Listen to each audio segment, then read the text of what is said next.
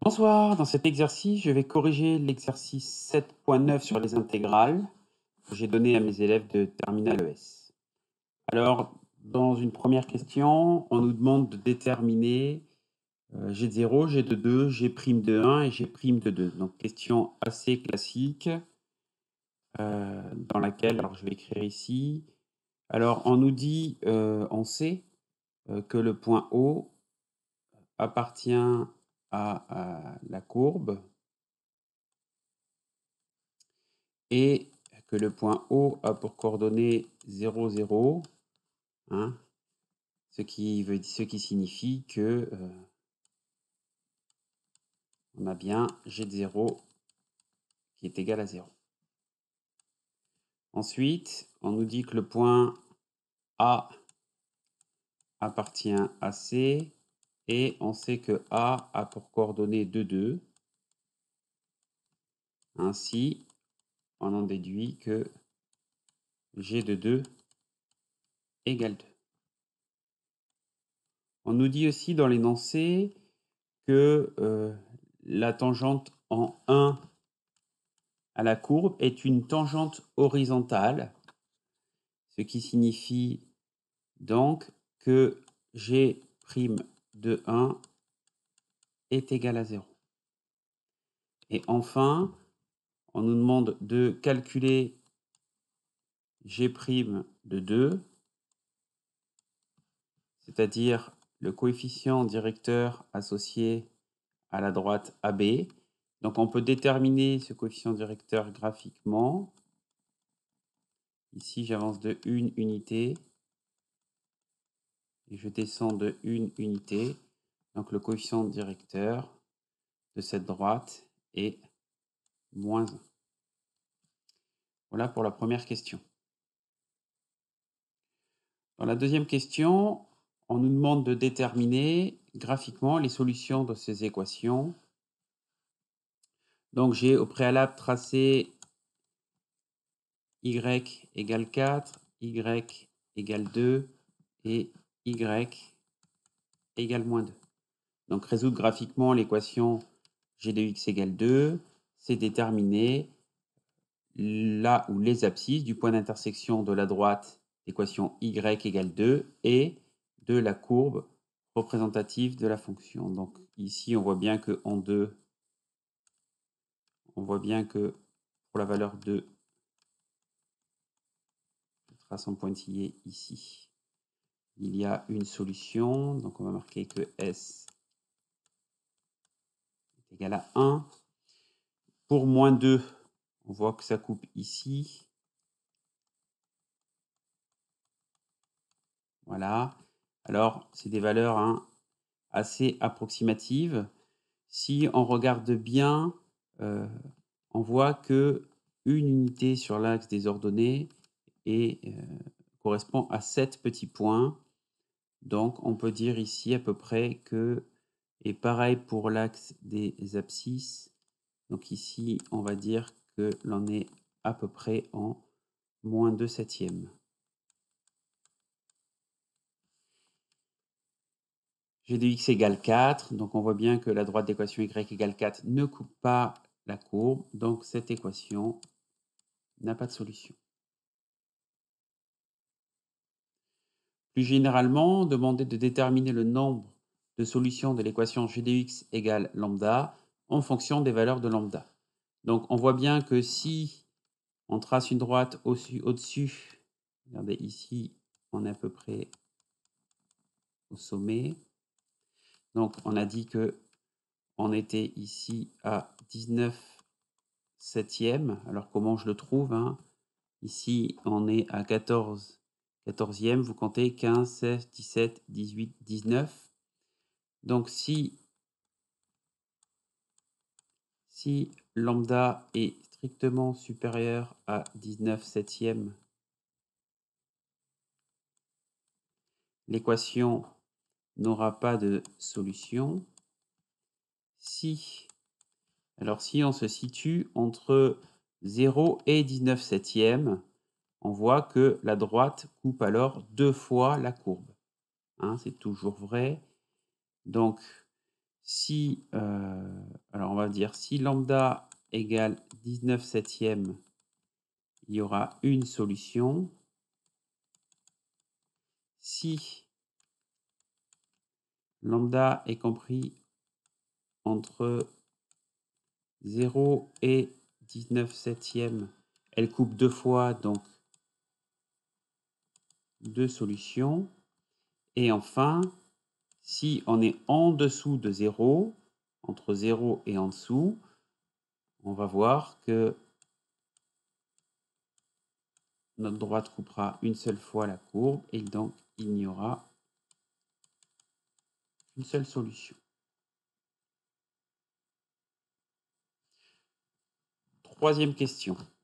Donc une des représentations graphiques représente la fonction dérivée g' de g. Déterminez laquelle en justifiant votre choix à l'aide d'arguments graphiques. Alors, si on revient à la courbe, à la représentation graphique du départ, hein, vous pouvez revenir. On peut dresser ici rapidement le tableau de variation de cette fonction.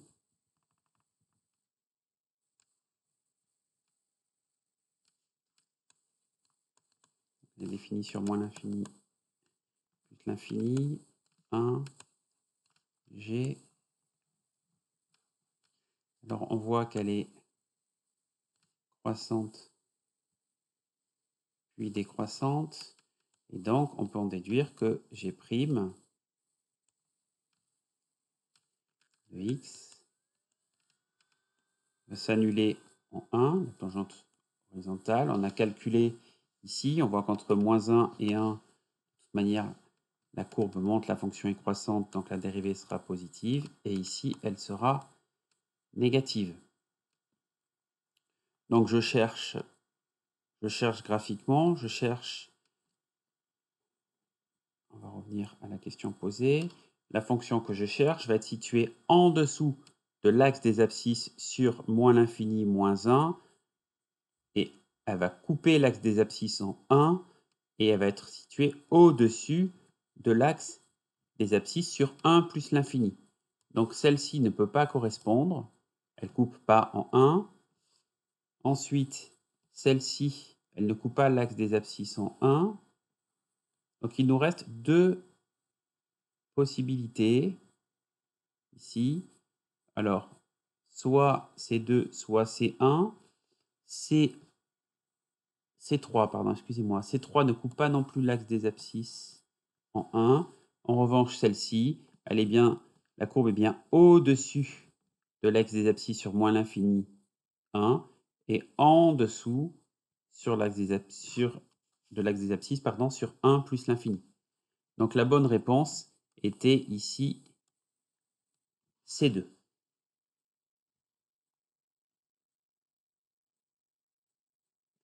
Quatrième question. Une des représentations graphiques ci-dessous est celle de grand G. Alors, comment répondre à cette question? On sait que quel que soit x appartenant à R, cette fonction est définie sur R, grand G' de x égale petit g de x. Donc si on retrace ici, je vais reconstruire rapidement. Donc on sait que x moins l'infini plus l'infini, on sait que g de x, notre fonction g, elle est croissante sur moins l'infini 1 et décroissante. Lorsqu'on regarde de plus près, ici, on voit que en 0,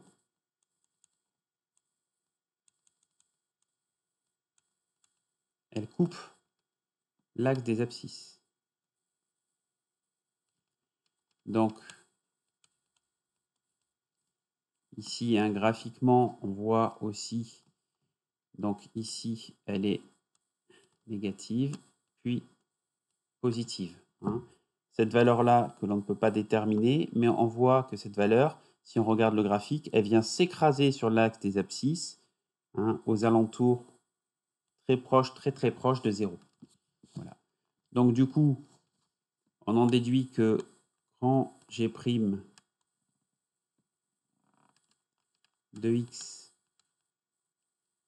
ici, ben, le même signe que petit g, et donc on en déduit les variations de grand G, c'est-à-dire que la fonction que l'on recherche sera décroissante sur moins l'infini 0, puis croissante sur 0 plus l'infini. Alors, celle-ci n'est pas possible. Décroissante, croissante, il nous reste ces deux-là.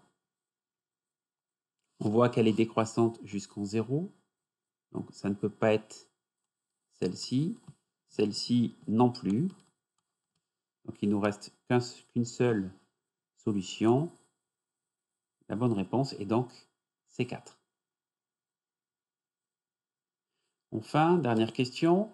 Donc on devait déterminer une valeur de l'aire assurée, D, qui est en fait l'intégrale entre 2 et 3 de G de x d de x, et donc par définition ça correspond à la primitive ici 2 et 3, c'est-à-dire que je dois calculer grand G de 3 moins grand G de 2, que je vais faire ici graphiquement.